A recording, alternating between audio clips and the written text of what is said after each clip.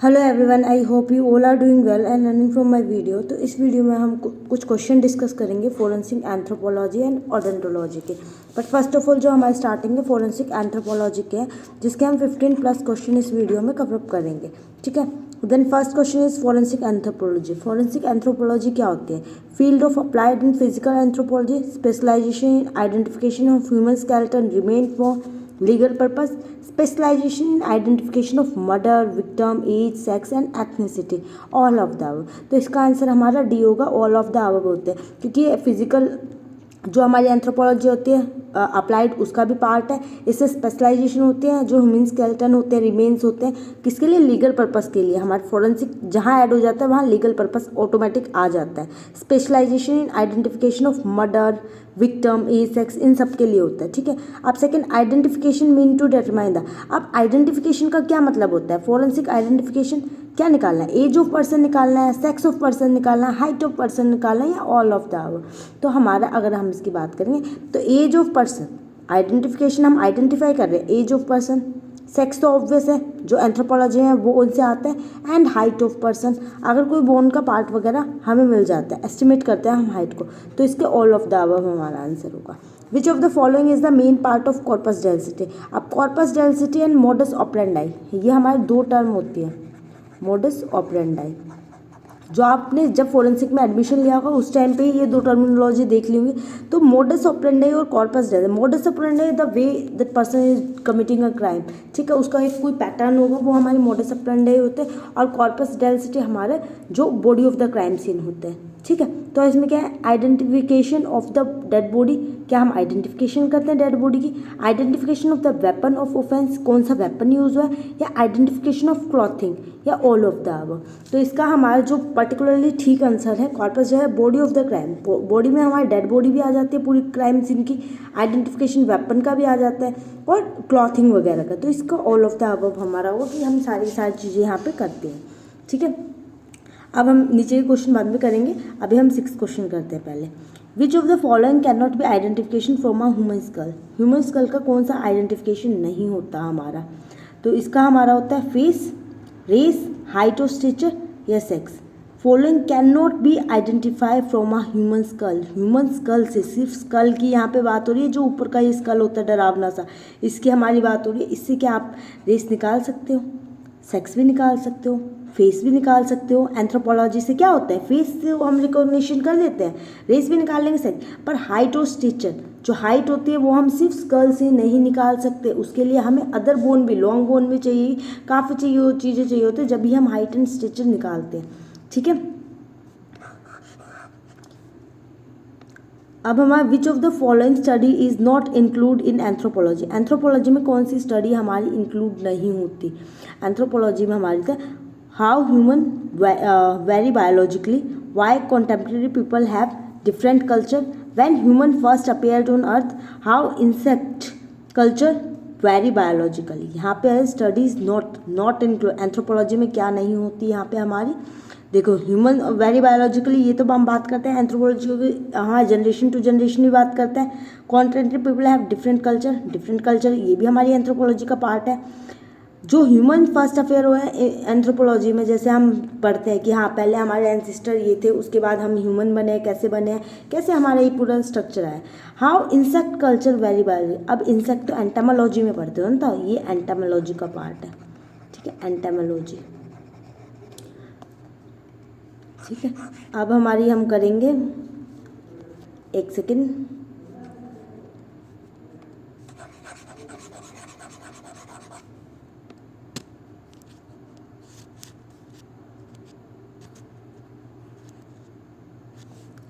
Rule of Morrison 1964 related to.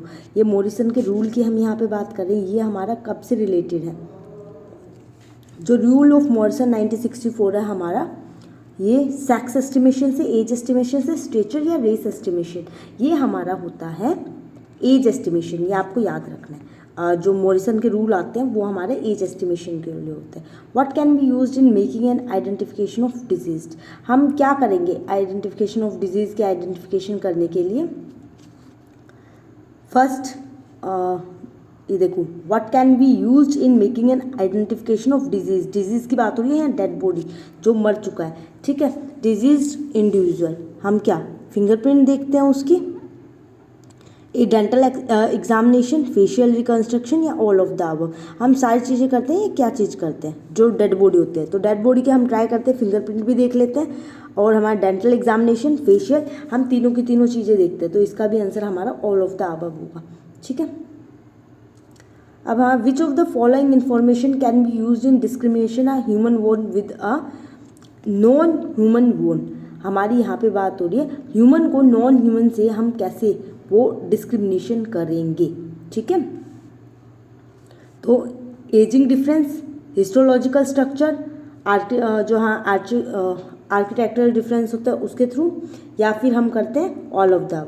तो हम differentiation कर रहे हैं नॉन ह्यूमन को और ह्यूमन से, ठीक है। नॉन ह्यूमन में हमारे कौन से आते हैं, एनिमल्स, और ह्यूमंस में हमारे कौन से आ जाते हैं, जो हम लोग हैं। एजिंग भी हम देख लेते हैं, हिस्टोलॉजिकल जो हमारा स्ट्रक्चर है उसमें भी देखते हैं, आर्किटेक्चरल, तो हम ये सारी की सारी चीज़ें देखते हैं, तो इसका भी हमारा all of the above he answer होगा, ठीक है। अब हम आ गए 9th क्वेश्चन पे। नहीं, विच of the following is an ageing difference, यहाँ पे भी हमारा क्या क्वेश्चन आ रहा है, एजिंग डिफरेंस, कि हमारा ageing difference between adolescence human long bone and those of other animal. Adolescent जो हमारे अडोलेसेंट, एक तो अडल्ट होते हैं, एक अडोलेसेंट, जो कि हमारे 17-18 साल के अडोलेसेंट एज के लोग होते हैं, उनके जो लॉन्ग बोन होते हैं, and those of other animal non human, और एनिमल्स की, इसमें हमें डिफ्रेंशिएशन करना है। तो इसका हमारा क्या होगा, smooth auricular surface, greater curvature of the diaphysis, unfused epiphysis, या ऑल ऑफ द अबव। हमारा इसका होगा अनफ्यूज्ड एपिफाइसिस।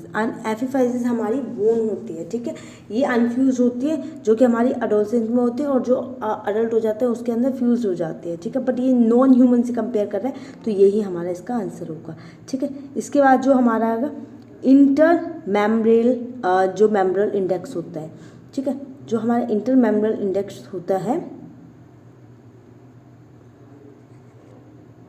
सॉरी, इसका जो होगा ना हमारा ऊपर वाले का, हाँ, ये अनफ्यूज्ड एपिफाइसिस होगा, ठीक है। अब इंटरमेम्ब्रल जो इंडेक्स होता है हमारा, वो क्या होता है, length of radius plus tibia divided by length of femur plus radius into by 100। ये सारे के सारे आपको फॉर्मूले याद कर देना है। इंटरमेम्ब्रल इंडेक्स जो होता है ना हमारा, इसका वो 3rd होता है, और इसमें length of humerus plus radius and divided by length of femur plus tibia into by 100। तो 10th का जो होगा हमारा सी, इसका ऑप्शन है। ह्यूमरस टू फीमरल इंडेक्स जो होता है हमारा, वो हमारा length of humerus divided by length of femur into by 100। इसके मैं आपको नॉर्मल बता देती हूँ, ठीक है। ये हमारे टोटल जो होते हैं ना, आपको ये याद करने पड़ेंगे, ठीक है, ये रेटिफिकेशन का पार्ट हो जाता है। तो जो हमारा मेम्ब्रेल फ्यूमर होता है, वो लेंथ ऑफ ह्यूमरस की पूरी लेंथ, जो हमारी लेंथ होती है लंबाई, और प्लस में हम रेडियस की, और divide by length of femur की से हम डिवाइड करेंगे, ये हमारा इंटर मेम्ब्रेल इंडेक्स होता है। 11th का हमारा क्या है, 11th का हमारा length of humerus divided by length of femur into में 100, ठीक है। जो हमारा जो क्रूरल इंडेक्स होता है, क्रूरल इंडेक्स हमारा होता है length of tibia divided by length of femur into में 100। ये हमारा क्रूरल वो होता है इंडेक्स,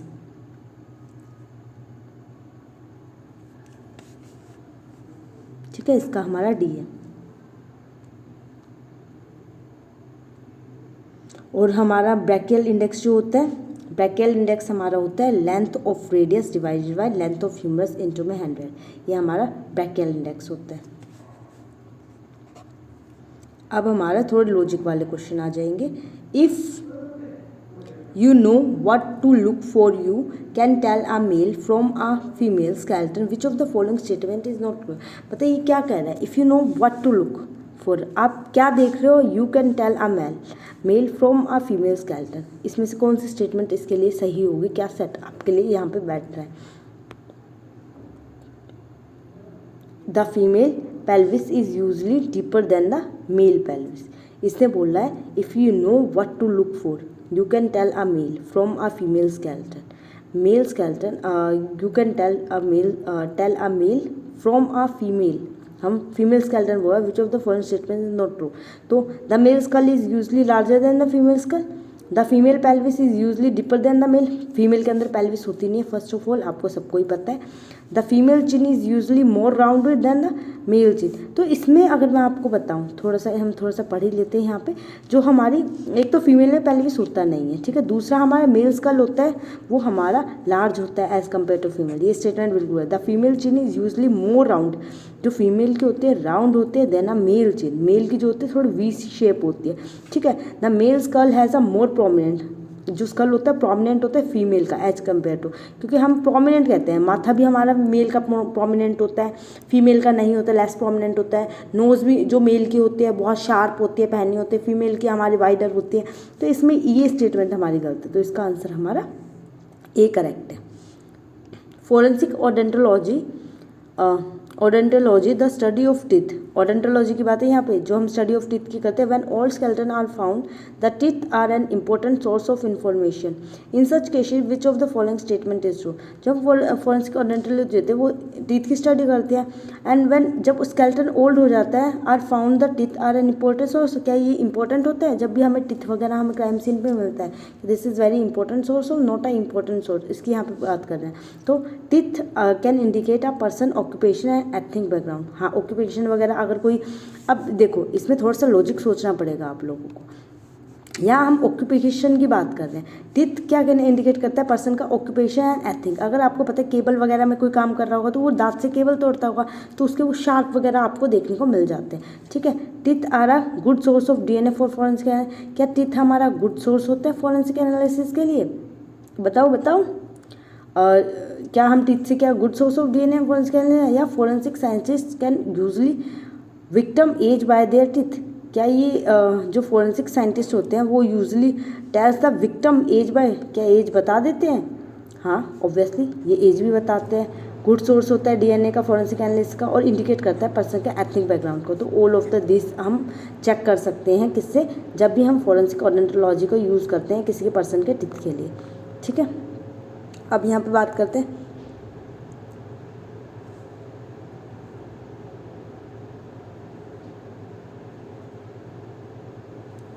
अब है the pelvis bone of human male can be differentiated from female on the basis of, जो हमारी पेल्विस बोन होती है, just give me a second.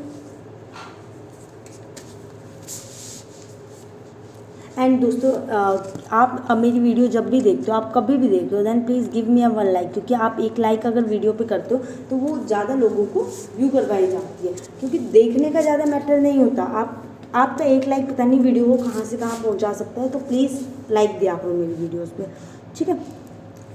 अब हम यहाँ पे बात कर रहे हैं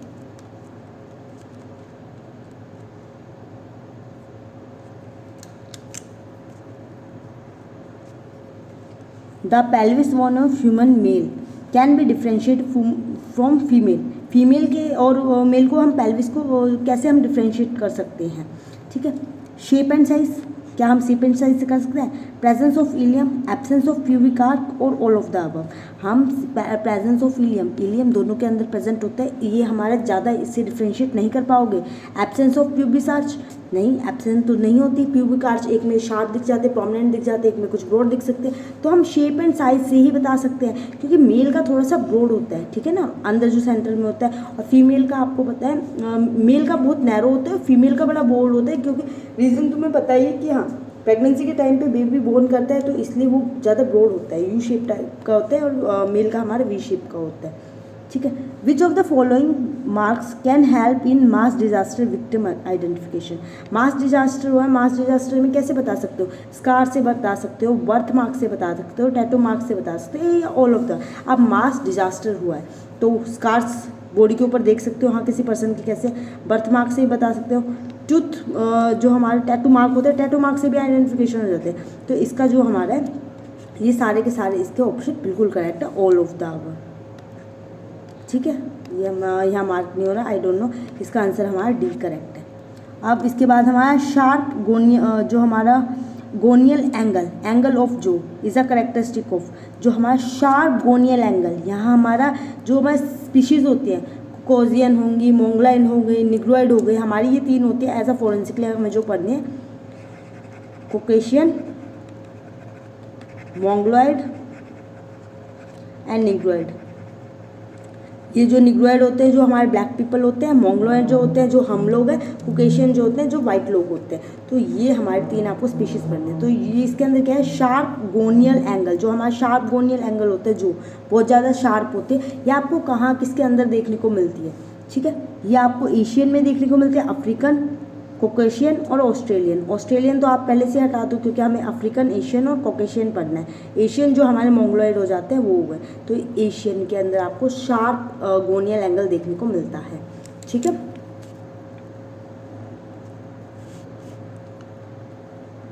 अब हम पहले 22 कर लेते हैं। जो हमारा डोलिकोसिफेलिज्म मीन्स शॉर्ट हेडेड, डोलिकोसिफेलिज्म भी ये हमारा एक करेक्टरिस्टिक होता है जो कि शॉर्ट हेडेड होता है, लॉन्ग हेडेड या राउंड हेडेड या मीडियम हेडेड। जो हमारा ये होता है वो डोलिकोसिफेलिज्म, डोलिसो से आप सोच सकते हो लॉन्ग हेडेड होता है, ठीक है। ये भी आपको याद करना पड़ेगा। सिफेलिक इंडेक्स और क्रैनियल इंडेक्स कौन सा होता है, इसका क्या फॉर्मूला है, ये डायरेक्ट एग्जाम में पूछा जाता है। तो इसका हमारा होता है विड्थ ऑफ हेड इनटू में 100। जो हेड होता है ना उसकी पूरी की पूरी विड्थ, जैसे ये आपने हेड देखा है पूरा ऊपर से दिख रहा है आपको, ठीक है, ये ऐसे सूचर्स वगैरह, इसकी आपको विड्थ लेनी है, देन मल्टीप्लाई करना है 100 से, और width of head he divide होता है लेंथ ऑफ हेड से। ये हमारा सिफेलिक इंडेक्स होता है। क्रैनियल इंडेक्स जिसको बोलते थे, ये हमारा ब्रेन का बता रहे हैं, ठीक है। और देखो length of head, width of head नहीं, सिर्फ विड्थ ऑफ हेड एंड हमारे जो length of head and multiply में 100, ये हमारा होता है सिफेलिक इंडेक्स, ठीक है। अब हमारा रिगार्डिंग टैटू मार्क, अब थोड़ा सा नीचे खिसकना पड़ेगा हमें।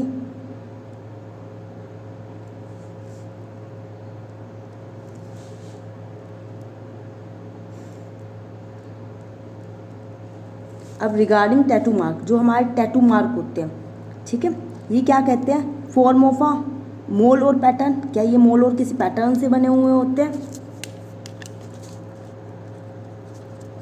या रिमूव बाय इलेक्ट्रोलाइसिस। क्या हमारे जो टैटू होते हैं रिमूव हो जाते हैं electrolysis. The pigment may be present in regional lymph node, जो लिम्फ नोड्स होते हैं वहाँ पे ये प्रेजेंट होते हैं। मे कोज इन्फेक्शन, क्या ये इन्फेक्शन कोज कर सकते हैं।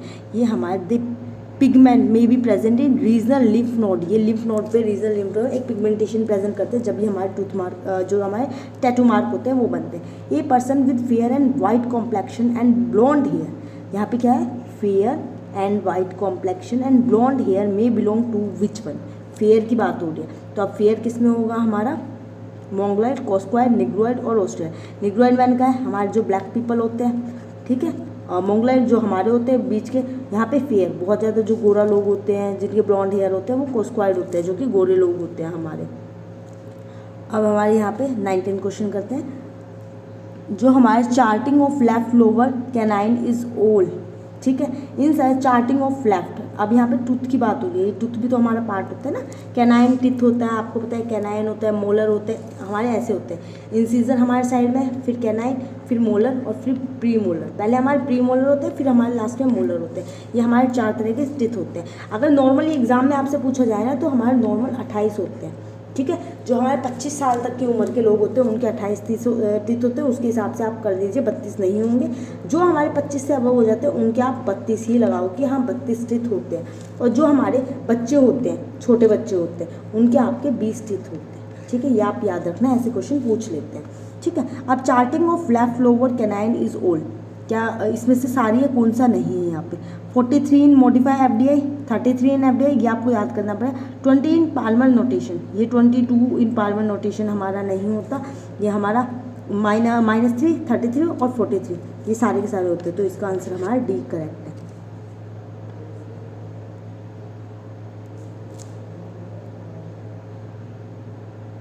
अब हम यहाँ पे बात करते हैं, एक सेकेंड, थोड़ा सा यहाँ पे ना बनाने में दिक्कत आ रही है पीडीएफ से, इसलिए मैं पीपीटी पे बनाती हूँ। Measurement of size, weight and, जो हमारा measurement of size, weight and proportion of the human body and part is called. जो मेजरमेंट होती है किसी की साइज़ की, वेट की and proportion of human body, वो हमारा क्या बताता है, ठीक है। साइज़ भी देख रहे हो आप, वेट भी देख रहे हो और ह्यूमन बॉडी के एंड पार्ट्स भी देख रहे हो। तो ऑस्टियोलॉजी, एंथ्रोपोलॉजी, एंथ्रोपोमेट्री एंड क्रैनियोमेट्री ये किसकी होती है? सोचो सोचो, एंथ्रोपोमेट्री, ठीक है। एंथ्रोपोलॉजी हम स्टडी ऑफ पूरी जो ह्यूमन होती है, हम कैसे पूरी स्टडी कर रहे हैं पूरी हर चीज़ की जनरेशन की, ठीक है। एंथ्रोपोमेट्री जो होते हैं सिर्फ size, weight and proportion of human body और इसके पार्ट वगैरह सारी चीज़ें हमारे दिखते हैं। इसके बाद 21 forensic anthropology was introduce by, किसने इंट्रोड्यूस करी थी anthropology? Alphonse Bertillon, Albert Bertillon, Francis Galton and Edward Locard. Locard principle of exchange, ठीक है। लोकार्ड कौन सा हमारा, सबको ही पता है, प्रिंसिपल ऑफ एक्सचेंज कि ये क्या कहते हैं कि जब भी कोई पर्सन के क्राइम सीन पे जाता है तो वो वहाँ से कुछ ना कुछ लेके आता है या क्लू छोड़ के आता है। तो प्रिंसिपल ऑफ एक्सचेंज हमेशा एक्सचेंज ऑफ मटेरियल होता है हमारे क्राइम सीन पे। तो एडवर्ड लोकार्ड तो नहीं होगा यहाँ पे, ठीक है। डी तो हमारे बिल्कुल कैंसिल हो रहा है। उसके बाद हमारा फ्रांसिस गैल्टन इसने जो हमारे पाल्मर रिजेस वगैरह होते हैं फिंगरप्रिंट के, गैल्टन ने फिंगरप्रिंट की स्टडी की थी, ठीक है। तो ये भी नहीं होगा। एल्बर्ट बर्टिलोन, एल्बर्ट तो कुछ है ही नहीं। अल्फोंस बर्टिलोन जिसको हम फादर ऑफ फोरेंसिक साइंस भी बोलते हैं और जो हमारा एंथ्रोपोलॉजी के फादर बोलते हैं, क्योंकि इससे सबसे पहले स्ट्रक्चर आइडेंटिफिकेशन के लिए, बोन्स के लिए वर्क किया था, कैसे हम डिफ्रेंशिएट कर सकते हैं। बर्टिलोन सिस्टम देखा है। आज के टाइम पे भी जो आप बर्टिलोन सिस्टम देख रहे हो वो एडवांस लेवल का, जो हमारा कंप्यूटराइज हो गया वो वाला सिस्टम हम स्टडी करते हैं, ठीक है। इसके बाद हमारा 26 करते हैं, a person with a dark complexion. अब डार्क कॉम्प्लेक्शन मैंने डार्क किसका बताया था, इसी से समझाओगे।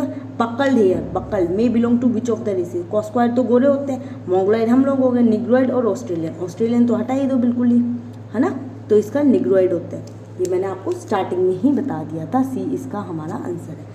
अब the study of human being in all aspect in a legal setting is called. आप स्टडी कर रहे हो ह्यूमन बीइंग की in all aspect in a legal setting, जो हम करते हैं ह्यूमन बींग्स की सारे के सारे एस्पेक्ट्स है। Forensic odontology, forensic biology, forensic anthropology और फॉरेंसिक एंटोमोलॉजी। ऑडेंटोलॉजी हमारी टीथ, बोन्स वगैरह इनकी स्टडी हो जाती है। बायोलॉजी आपको पता है जो हमारे विसरा हो गए, ब्लड हो गए, ठीक है, ब्लड और सीरम इनकी मतलब रेप केस वगैरह हमारे बायोलॉजिकल इसमें आ जाते हैं। फॉरेंसिक एंथ्रोपोलॉजी हमारे बोन्स की आ जाती है, ठीक है। ऑडेंटोलॉजी हमारे टीथ की होती है। फोरेंसिक एंटोमोलॉजी किसकी आती है? एंटोमोलॉजी हमारी आती है जो हमारा वो नहीं होता, हम स्टडी करते हैं किसकी, इंसेक्ट की, जो हमारा इंसेक्ट का ग्रोथ वगैरह देखते हैं, मैगट्स वगैरह की, उसकी हमारी स्टडी आ जाती है। तो इसका हमारा forensic anthropology is a correct answer, C option.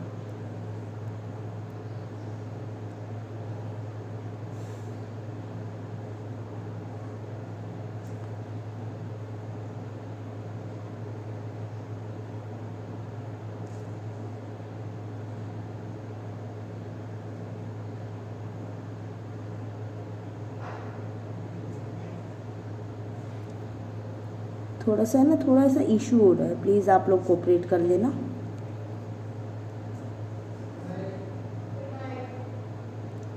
अब 28 क्वेश्चन है हमारा, स्कार्स क्या होते हैं हमारे, खुद से बताओ।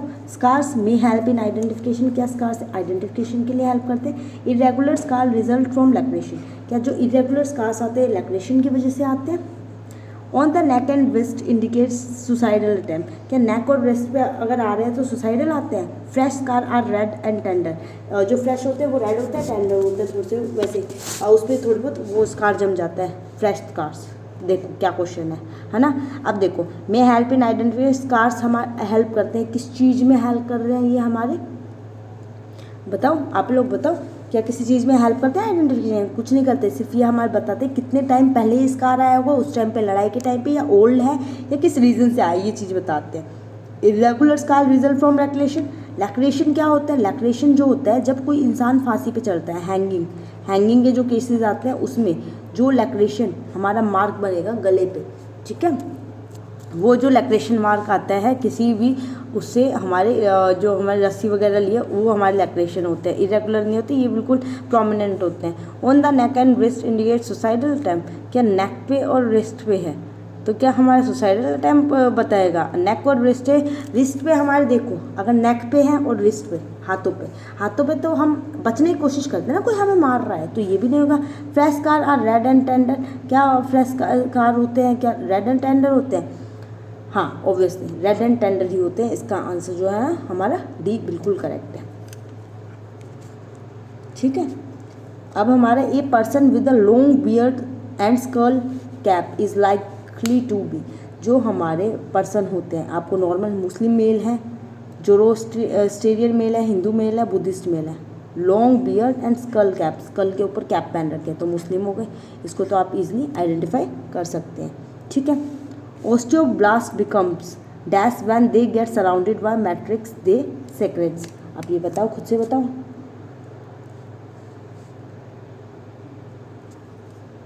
जो ओस्टियोब्लास्ट होते हैं becomes dash when they get surrounded by matrix they secret. जो मैट्रिक्स वगैरह ये सीक्रेट करते हैं किसके? ओस्टियोब्लास्ट के होते हैं, ओस्टियोक्लेसिस के होते हैं, ओस्टियोसिस्ट के होते हैं, कॉन्ड्रोसिस्ट के होते हैं। इसका पार्ट सही ओस्टियोसिस्ट के ये होते हैं। ठीक है, इसका सी इज़ अ करेक्ट ऑप्शन।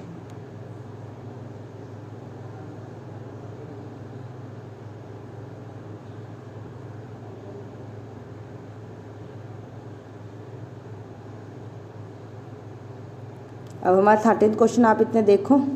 जो हमारा 13th क्वेश्चन क्या कह रहा है? A woman with a glass bangle in her arm is likely to be from. कहाँ से ग्लास बैंगल्स है? Indian subcontinent, African, European, North America. Bangles है तो आप समझ सकते हो इंडियन सब कॉन्टिनेंट से ये बिलोंग करती है। विच ऑफ द फॉलोइंग, ये देख लेते हैं। बोन कॉन्स्टिट्यूएंट अबाउट, जो बोन कॉन्स्टिट्यूएंट कितने परसेंट होता है बॉडी वेट का? ये बहुत लॉजिकल क्वेश्चन है, सोचो सोचो। 12% of body weight, 14% of body weight, 60% of body weight and 18% of body. जो बोन्स होते हैं ना वो 15% होती है हमारे बॉडी वेट के। तो यहाँ पे है नहीं तो इसका आप 15% 40 के नियर है तो हम ये 14% को हम करेक्ट मान सकते हैं। ठीक है,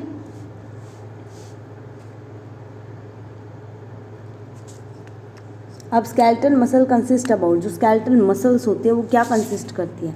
20% ऑफ मसल्स की बात हो रही है। 20% of body weight, 29% of body weight, 30% 30, ये हमारे 29% ऑफ बॉडी वेट का होता है जो हमारे स्केलेटल मसल्स होती हैं। ठीक है, द एवरेज, अब ये वाला क्वेश्चन हम करते हैं, ये रह गया था ना। हाँ, which of the following feature is not correct in a foetus of 7 month of in intrauterine life. 7 month intrauterine life में एक फीटस है तो उसके लिए क्या स्टेटमेंट सही नहीं है, इसने ये पूछा है। सोचो, testis are found closely to kidney. क्या जो टेस्टिस होते हैं किडनी के ज़्यादा क्लोज होते हैं? लेंथ इज 35 सेंटीमीटर, पता है छोटी सी हो गई। जो हम caecum is found in right iliac fossa, जो केकम है वो राइट इलिका फोसा पे हमें पा रही है। या फिर meconium is seen in the hole of the large है। मिकोनियम क्या होते हैं? जो हमारी फीकल मैटर होता है। ठीक है, मिकोनियम ये फीकल होता है बेबी का।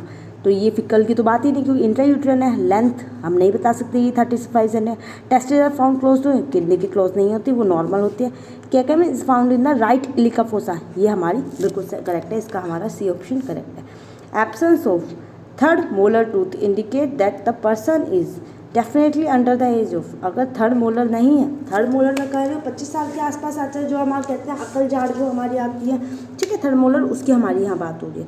ठीक है, तो ये इसमें क्या कहते हैं? कहते हैं कि 17 साल से पहले हमारे सारे के सारे टिथ पूरे हो जाते हैं और जो हमारे थर्ड मोलर होते हैं वो 25 के बाद आते हैं। तो यहाँ पे क्या 13 साल, 15 साल, 19 साल, तो ऑलरेडी मैंशन है, हर जगह मैंशन है कि ये 17 साल। इसका C option is a correct option.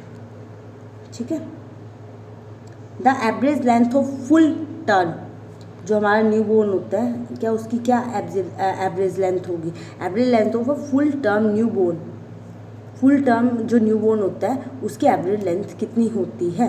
40 to 45 centimetre, 45 to 50 centimetre, 50 से 53 सेंटीमीटर या 55 से 60 सेंटीमीटर। तो ये भी आपको याद करना पड़ेगा। ठीक है, 50 से लेके 53 सेंटीमीटर, इसका ऑप्शन नंबर सी करेक्ट है। ठीक है, जो एवरेज लेंथ जो होती है हमारी।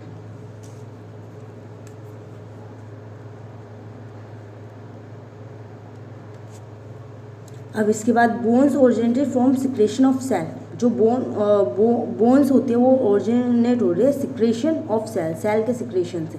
तो इसे हम क्या बोलते हैं? इसे हम बोलते हैं ऑस्टियोब्लास्ट। ठीक है, osteoblast. Sexes decompose body can, जो डिकम्पोज बॉडी होते हैं उसमें हम सेक्सेस वगैरह को कैसे देख सकते हैं? डिकम्पोज जो सड़ चुकी है, ठीक है, खत्म होने, best is be determined from, कैसे हम डिटरमाइन कर सकते हैं, पूरा क्वेश्चन है। क्वेश्चन क्या था, जो हमारा सेक्स होते हैं डिकम्पोज बोल के can be best determined from, किससे हम न्यूक्लियर क्रोमोसोम स्टडी से कर सकते हैं, बताओ, या हम लॉन्ग बोन से कर सकते हैं। डिकम्पोज हो गई ना, अब डिकम्पोज हो गई तो सोचो, एक सेकेंड मार्कर ले लेना चाहिए हमें। जो हमारा सेक्सेस डिकम्पोज बॉडी जो सड़ गई है बॉडी, उससे हम कैसे करते हैं, न्यूक्लियर क्रोमोसोम से, लॉन्ग बोन से, पेल्विस से, या स्कलर पेल्विस। पेल्विस से इतना अच्छा नहीं कर सकते, सेक्स कर सकते हैं वैसे, इतना अच्छा बेस्ट नहीं कर सकते। लॉन्ग बोन से भी हम ज़्यादा बेस्ट नहीं कर सकते। न्यूक्लियर इससे हम कर सकते हैं, देखो सी से भी हम कर सकते हैं, लॉन्ग बोन से भी हम सेक्सेस बता सकते हैं, ठीक है। न्यूक्लियर क्रोमोसोम जो स्टडी होते हैं उससे बता, बट जो हम कहते हैं 99% जो बता सकते हैं स्कल एंड पेल्विस से, ठीक है। इसका जो डी ऑप्शन है बिल्कुल करेक्ट है। अब यहाँ पे हमारा कौन सा क्वेश्चन रह गया था, where is the most common location for जो क्रैनियो साइनोस्टोसिस होती है उसका, कहाँ पर मोस्ट कॉमन लोकेशन कहाँ होती है इसकी, क्रैनियो नाम से सोचो, ठीक है। थोड़ा सोचो, खुद भी सोचो, सब कुछ मैं ही बता दूंगा तो तुम लोग क्या करोगे। कोरोनल सूचर, लंबॉइड और मिटोपिक से देता। चलो पहले मैं आपको सूचर्स के बारे में बता देती हूँ, थोड़ा सा छोटा कर लेते हैं हम, क्वेश्चन भी तुम लोगों को दिखता रहेगा, ठीक है। थोड़ा सा मैं सूचर्स के बारे में यहाँ पे बता देती हूँ। अब इसने बोला है मोस्ट कॉमन लोकेशन क्रैनियो जो साइनोस्टोसिस होती है। अब जो अगर मैं सूचर्स की बात करूँ, ये तुम्हारा स्कल होता है ऊपर का, ठीक है, ये हमारा सेजिटल, कोरोनल, लैम्बॉइड और मिटोपिक। जो हमारा लैम्बॉइड और मिटोपिक जो होता है हमारा यहाँ पे स्टार्टिंग में होता है, ठीक है, जो हमारा स्टार्टिंग में होता है, ये हमारा आगे का पार्ट है, ऐसे हमारे सूचर्स डिवाइडेड होते हैं, ठीक है।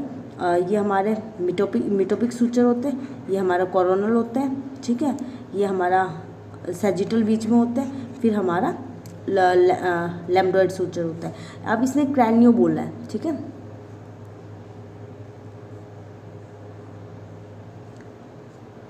ठीक है। जो हमारा क्रैनियो होता है, क्रैनियो कहाँ, सेजिटल हो गया, और यहाँ पे हमारा क्रैनियल होता है, सेजिटल सूचर के पास ये हमारा प्रेजेंट होता है। हमारा palate fusion is complete week gestation. जो पैलेट फ्यूज़न होता है, पैलेट क्या होती है, पैलेट जो होती है हमारी, देखो ये भी बहुत ईजिली मैं आपको सिंपल उसमें बता दूंगी। पैलेट जो हमारा जबड़ा होता है ना, जबड़े की ये बात कर रहे हैं, जो हमारे छोटे बच्चे होते हैं उसके जबड़े की बात कर रहे हैं। ये हमारा कब होता है, fusion is complete at week of कौन से गेस्टेशन, 12 वीक में हमारा ये पूरा हो जाता है, दिख जाता है, पूरा नहीं, एक बार कंप्लीट होता है फिर दोबारा से स्टार्ट हो जाता है, ये 12 वीक में हमारा कंप्लीट हो जाता है। और ये गेस्टेशन पीरियड जब बेबी हमारे बूम के अंदर है, ठीक है। ये हमारे टोटल 40 क्वेश्चन हो गए। आई होप आपको समझ आ गए होंगे एंड ये सारी चीज़ें आपको क्लियर हो गई। अगर किसी क्वेश्चन में आपको डाउट है then please ask me the question and thank you so much for watching my video. And दोस्तों प्लीज़ मेरी वीडियोज़ को लाइक करो एंड सपोर्ट करो, क्योंकि आप देख लेते हो, आप वॉच कर लेते हो, अच्छी बात है, आपको नॉलेज मिल रहा है, आप देखते हो मेरा इसका बहुत अच्छा वो दिख रहा है, बट लाइक भी आपको करने ज़रूर है, क्योंकि अगर आप लाइक करोगे जब ही तो ये मेरी आगे रिकमेंड की जाएगी वीडियो, अदरवाइज़ ये ऐसे ही गिरी रहेगी। तो अगर आप चाहते हो कि मैं ऐसे ही कंटिन्यू आप लोगों के लिए मटेरियल लेके आते रहूँ then please like my video and subscribe my channel too. Thank you so much. मिलते हैं ऐसे ही वीडियो के साथ आगे।